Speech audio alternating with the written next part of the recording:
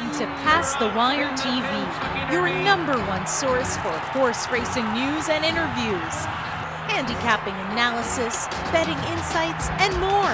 Pass the Wire TV covers the biggest races at the best tracks. Garnet and Luis Saez to win the Belmont Stakes at Saratoga. The Grey Wizard is absolutely flying. Champagne won. The Grey Wizard. Oh, it's very close. Leave it to the judge. Like, share, and subscribe to Pass the Wire TV. Nobody does it better. They're off at Saratoga.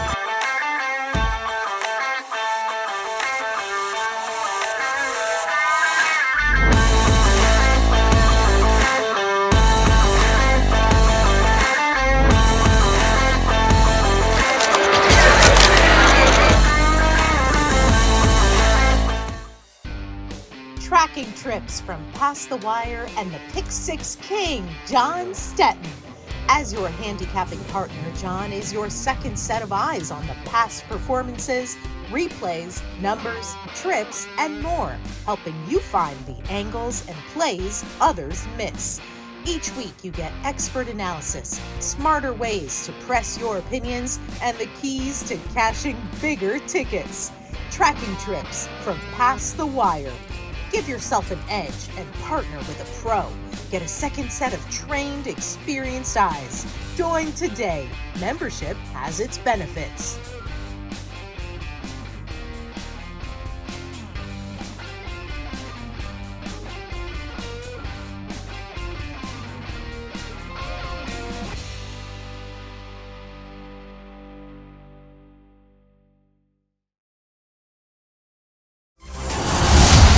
In the 2023 First Crop Sires Race, Maximum Mischief makes the lead with the most 2-year-old maiden special winners by any sire. On the backstretch, Matoli and Omaha Beach close the gap with stakes performers from coast to coast.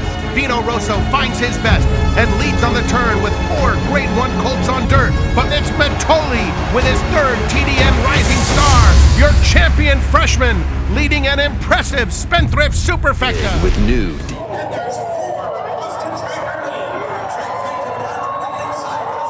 You're watching Pass the Wire TV.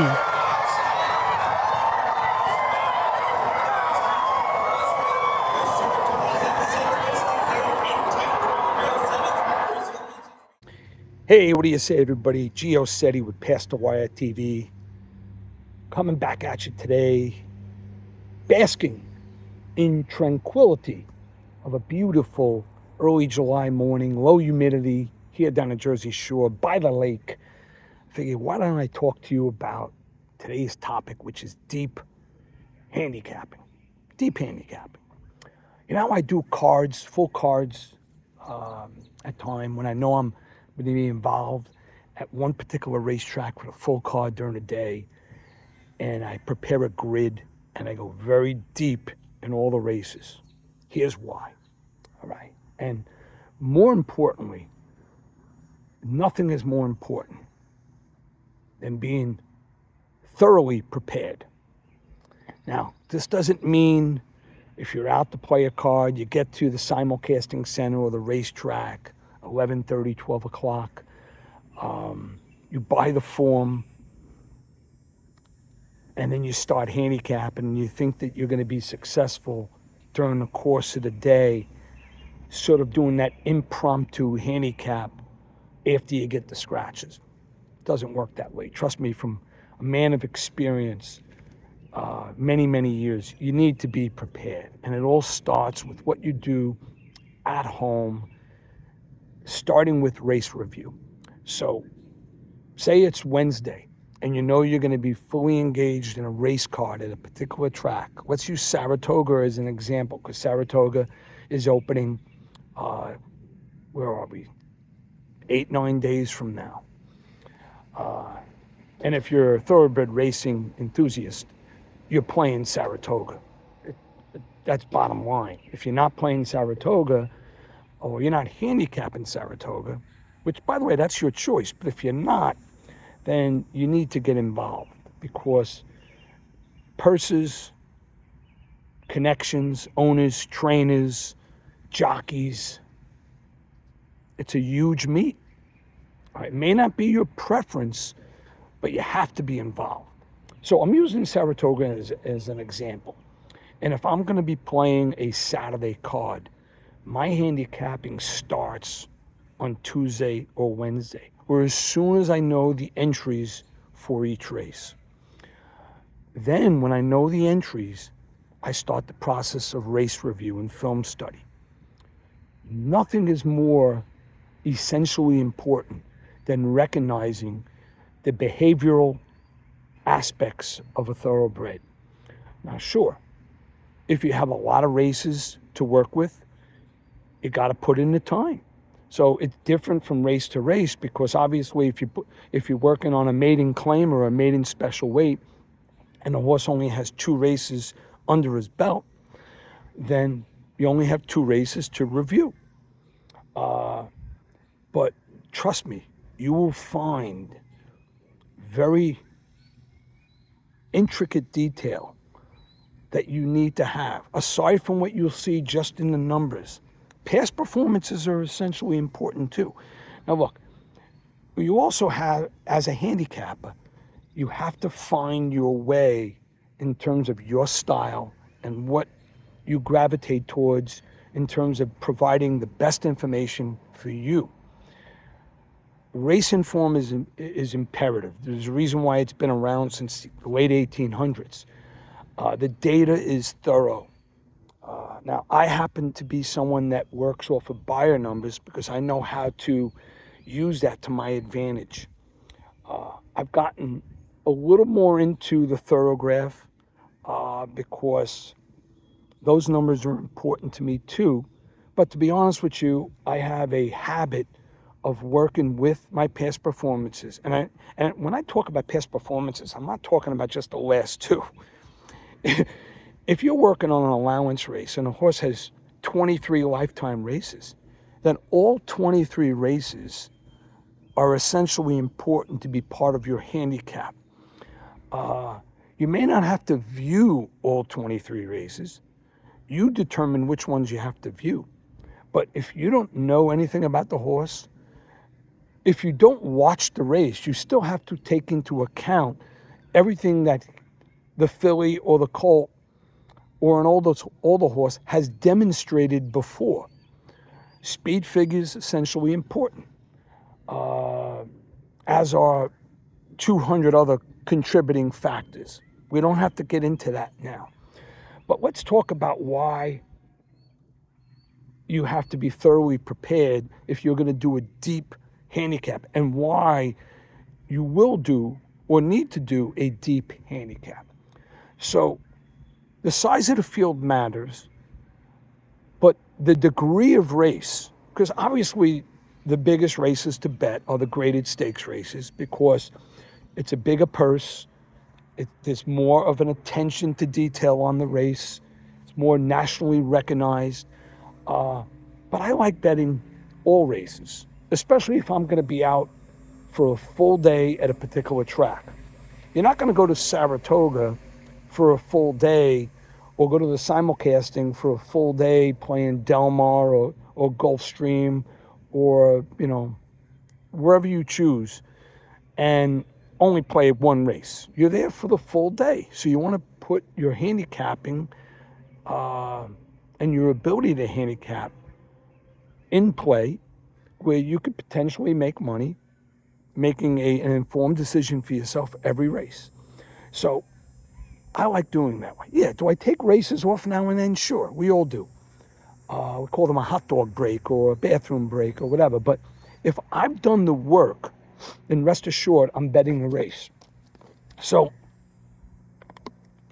many of you see, say you have a big event or any race. Hey, let's call it a maiden special. $120,000 maiden special going 6 panels on the dirt. All right. I have a field of 12. As I go through my process of capping the race, watching any races that are available, recognizing in stride or how they break a horse's ability course, recognizing the workouts, looking at the times of the race, knowing the connections, this, that, and the other thing. We all know that. But the reason why I'd go very deep into my handicap and make a precise order. So if I have a 10-horse field and I've done the work, I've completed my handicap, and I recognize the ability in 6 or 7 horses, then I'm going to prepare myself a precise order, and my precise order is going to be very stringent. I characterize it in terms of my precise order of horses who present the greatest probability in winning the race. And this is considering everything. And we don't have to get into that now. There are 100 contributing factors. But I make my precise order because I know I'm going to wager on the race. And I leave no stone unturned. Is that the right saying? Anyway, so my winner, the horse most likely to be the number 1 contender, is my second. My third horse, my fourth, my fifth, my sixth. If I'm going to play an exactor, if I'm going to play a triple, if I'm going to play a superfecta, or if I'm going to go multi-race wagering, I now have the foundation of a deep handicap, not according to the board, according to what I determine as the horses with the most probable opportunity or chance on winning the race. So it starts with my cold exacta, cold triple, cold super. Because if I'm right with all the hard work I put in, with all those contributing factors in race review and so on, then I'm going to get paid for that particular bet. Now, everybody's budget is different. You know the minimum amounts. You could go with the minimum amount if you're feeling strong about a particular sequence or a particular race or a particular exactor or triple super. You put more of a wager on it. Common sense, right? But, to be prepared and to give yourself other options, why would you want to complete a handicap and 2 of the horses that you recognize through your hard work were shown on the board at 18-1 and 30-1? Why would you want to waste that opportunity of your completed work by not using those horses? Yeah, they were your 5th or 6th or 7th in your handicap, but there are opportunities to use a horse of that nature. Triple key, superfecta key, using them perhaps, going deeper in a pick 3, pick 4, or pick 5. Again, a lot ties into your budget. Not only your budget for that particular race, your budget for the entire day. So money management, game day management, handicapping management is essentially important. I don't play the same way in every race, but I definitely leverage the depths of my handicap to make informed decisions at the right time. I've learned this through many years of experience, okay? Even the box. Now, the box, you are kicking yourself and by default losing bets within the bet if you did box. But now, if I have a straight superfecta, let's say it's 3-7-9-2, cold, I go for the juggler. I look to hit that straight super. But if the 2, 7, and 9 that were part of my handicap are showing up on the board and they're 36-1, 12-1, and 9-1, and I really like my top choice who's 4-1, or even if my top choice was 11-1, I can't dismiss those others and not use them as part of my wagering. So the only time I play a box is I already have my straight super, my straight triple covered. Even within that sequence, I may have a key where I have my horse that must win, and I use 2, 3, or 4 horses underneath. But now I don't want to lose my bet by a neck, nose, or a head at the wire. And one of the horses I have that's deep in my handicap wins the race at 35-1, and I tear up all my tickets. So the box in that instance would save and give me a winning ticket. And it doesn't cost much, because you could box at the minimal. For superfectas in most places it's a dime, and for triples it's 50 cents. I don't always use it, but at times, especially if the board is demonstrating that I should, that's when I would. That's part of handicapping management and money management. Listen, I'm hoping by now you get where I'm coming from. So my game plan is deep handicap, my top 6 or 7, if I feel they have a chance on winning the race. Now, if it's a 7-horse field, and if I know I'm not going to play a superfecta in the race because I like 3 horses in the race, then the superfectas are off the board. And if the horse I like is likely to be well bet at the window, then I'm probably looking at an ice cold only win, exactor, and triple. I won't provide a key because I'd just be wasting money because it's not going to give me much of a return. But really, race review and your work at home. And another thing you can't do, and it's your choice of racetrack, because obviously these days there's a lot going on a big race day. But like I use Saratoga as an example. If I'm playing a full card at Saratoga, then it's only Saratoga. Now look, I'm not going to lie to you. Sure, there's a big race going on at another track. I may cap that and keep that in mind and play that as well. But that's it. My focus is on the task at hand for a full card at one particular track. Because this way you know what's going on throughout the day, and you follow the script. You're prepared. You've gone deep in all your races, and then you manage your day as it goes along. Another thing I wanted to add, and I said this on another show, but I wanted to emphasize it a little today, is if, say you're making a pick 5, and you've gone 3 deep, 2 deep, single, 3 deep, and 3 deep. Say the cost of your pick 5 ticket is, let's say, 50-cent pick 5, $81. If you have a very strong opinion within that sequence, you could make a bet that finances your pick 5 bet.